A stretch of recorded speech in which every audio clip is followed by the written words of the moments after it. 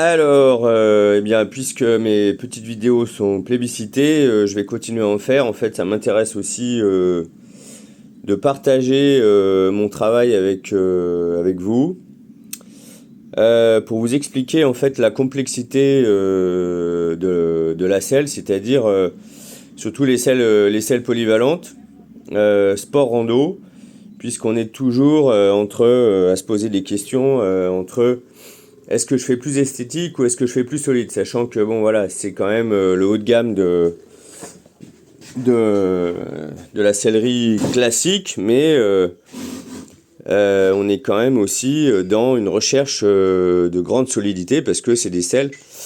Et là, bon, je me cale sur le niveau d'exigence des sels qui sont utilisés par le centre Casus Soularac, là où j'ai mon atelier. Donc il y a des selles qui font je sais pas combien de milliers de kilomètres chaque année en haute montagne. Donc c'est des gros efforts, tant sur l'arçon, sur les fixations d'ancrage, les pontées, les besoins de fixation de fonte, de sacoche, etc. Et en fait, ce genre de selle, on est toujours à mi-chemin entre voilà, une recherche de grande esthétique.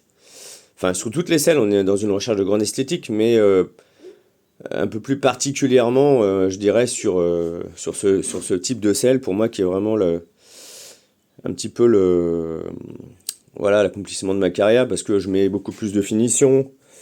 Voilà, là, il y a une recherche de jointure, il y a beaucoup de recherche sur le siège.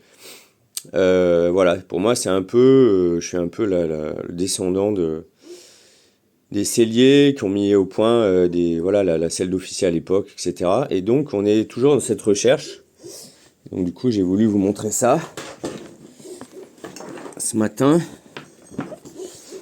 Donc là, vous avez, à l'intérieur de la selle, vous avez les sangles qui constituent la base de la selle. Ensuite, vous avez une double toile tendue et la mousse par-dessus.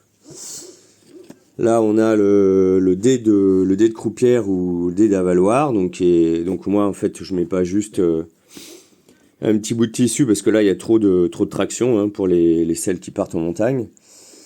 Donc là, du coup, c'est fixé avec une grosse chape. Les clous, c'est les gros clous de tapissier hein, qui sont vraiment adaptés à ça. Voilà, et puis après, bon, bah, il y a la finition en dessous qu'on appelle le trapèze. Et voilà, et donc là, du coup, je m'apprête à fixer le dé pour les sacoches, donc qui est pris en dessous dans l'arçon. Et en fait, donc tout ça, en fait, il y a des détails qui sont très importants.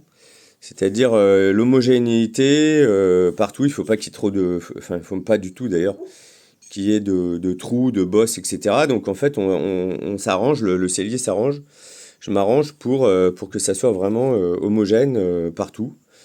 Parce que là en fait on est obligé de repasser tous les cuirs en dessous, mais après on aura les matelassures et donc c'est vachement important au niveau confort du cheval.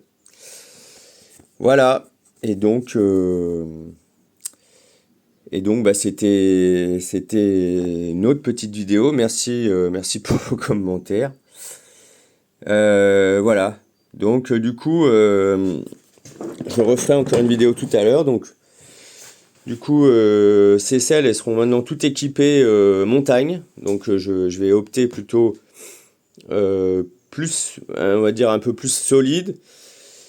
Plutôt que là, bon, recouvert de cuir, je pense que je vais partir sur plus solide parce que j'espère vraiment, vraiment, vraiment que vous allez vous en servir beaucoup au maximum.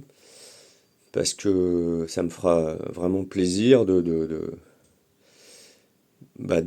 montrer en fait que tous les efforts que j'ai faits pendant des années servent vraiment aux gens, aux cavaliers et aux cavalières. Voilà, ce sera ma plus grande satisfaction. Voilà. Donc là, je referai une vidéo tout à l'heure, puisque en fait, il y aura.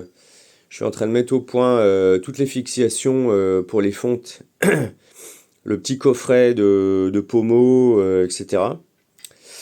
Donc je referai une vidéo tout à l'heure. Voilà. Bon, bah, à plus tard, merci, ciao.